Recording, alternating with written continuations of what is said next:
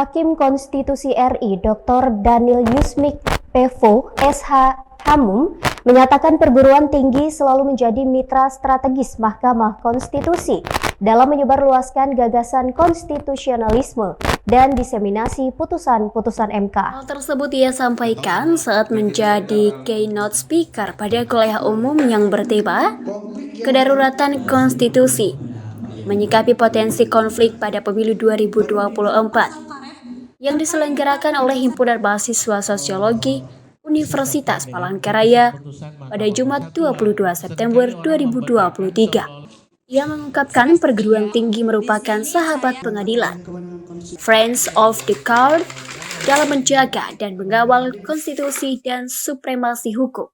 Kegiatan yang dihadiri sekitar 200 peserta dan sejumlah undangan lainnya tersebut dibuka secara langsung oleh Rektor Universitas Palangkaraya, Profesor Dr. Insinyur Salampak MS, yang diwakili oleh Wakil Rektor Bidang Akademi, Dr. Natalina Asi MA.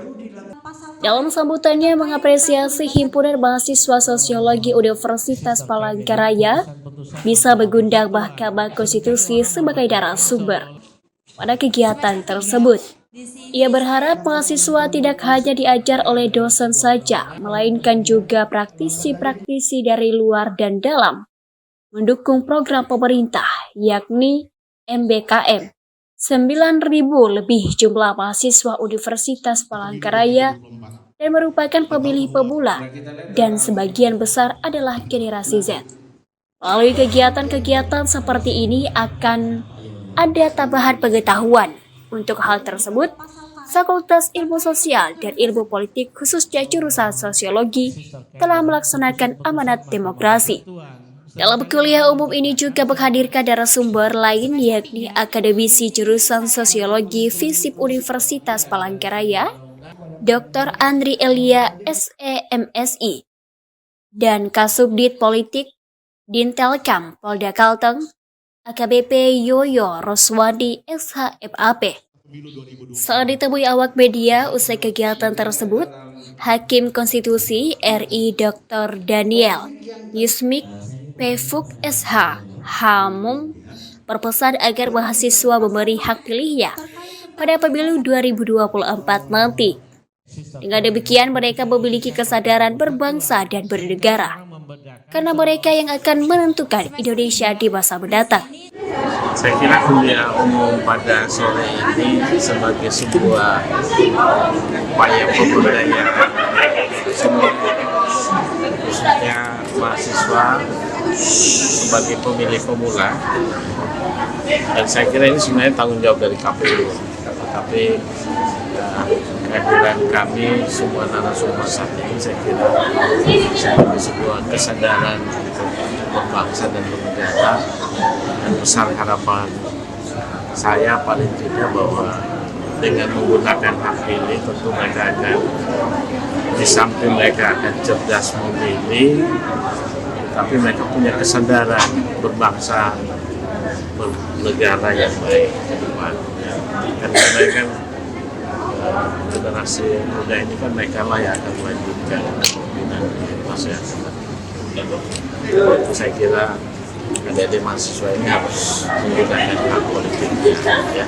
Kita bukan seperti Australia yang ada kewajiban, tetapi kesadaran ini penting dalam hati kita mendapat pemimpin yang terbaik di tingkat kabupaten, kota, kemudian provinsi, pusat, termasuk anggota-anggota legislatif, ya, baik di tingkat DPRD kabupaten, kota, provinsi maupun DPRD dan juga DPD, ya.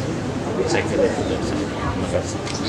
Sedangkan Dr. Andri Elia SEMSI berharap mahasiswa menjadi pemilih cerdas untuk menentukan nasib bangsa, daerah, dan kita semua. Ia berharap mahasiswa mensosialisasikan agar jangan sampai ada pelanggaran dan jangan sampai generasi milenial dan generasi Z terkontaminasi oleh money politik. Peserta pemilu ini adalah banyak dari generasi milenial, dari generasi Z di atas 50%. Oleh karena itu, untuk menentukan nasib bangsa, nasib kita semua, nasib rakyat tergantungnya pada generasi yang besar ini, populasi yang besar, generasi Z. Makanya jadilah generasi Z ini, kaum milenial, mahasiswa aktif berpartisipasi dalam pemilu, memberikan suaranya jadi pemilih yang cerdas. Ya, cerdas untuk menentukan nasib bangsa. Harus dibodohi money politik lah, Pak. Oh iya, ya cerdas kan? Ya. Biasanya kan masyarakat nih sering dibodohin masalah uang gitu, Pak. Ya itu kan, ya tadi kan saya bicara kaum milenial pertanyaannya. Ya. Ya, itulah tolong melalui mahasiswa mensosialisasikan ini. Ya. Jadi itu mensosialisasikan ini sehingga pelanggaran itu kan melanggar hukum kalau ada money politik. Jangan ada sampai ada pelanggaran hukum. Nah itu. Dan jangan sampai kaum milenial ini terkontaminasi. Ketua Jurusan Sosiologi Dr. Saputra Adiwijaya Esos MSI mengapresiasi kegiatan ini sebagai hal yang luar biasa dan berharap kedepannya terus ada kerjasama lagi antara MKRI bersama pihaknya. Siogianya tidak ada perpecahan dalam pesta demokrasi, melainkan agar bisa menyatukan bangsa.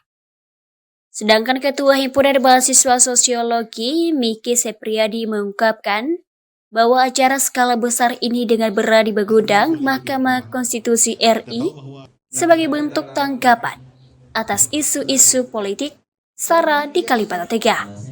Dengan suksesnya acara ini, mahasiswa dapat berpikir positif dan peduli dengan lingkungan dan isu-isu sosial yang ada. Karena mahasiswa adalah pemuda dan pembawa perubahan.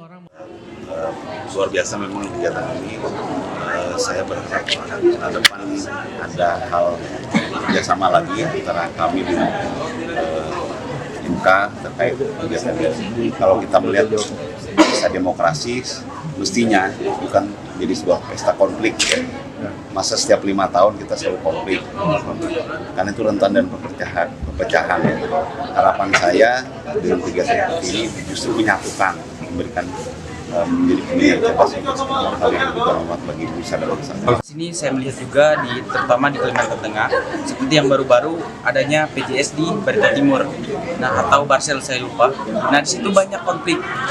Padahal sudah beberapa kali saya melihat kegiatan-kegiatan besar yang mengundang Bawaslu ataupun KPU itu telah di Kalimantan Tengah telah hilangnya SARA.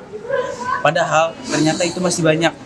Makanya dari itu kami berinisiatif bersama ketua jurusan dan teman-teman lain yang mampu dapat mengundang Hakim MK RI untuk hadir di sini agar kiranya semua mahasiswa yang datang di sini dapat melihat dan berpikir positif sebagai milenial yang kedepannya untuk sebagai pemuda perubahan. Nah, maka dari itu kami sampai membuat kegiatan ini. Dari Palangkaraya, Kalimantan Tengah, Oli Wawati melaporkan.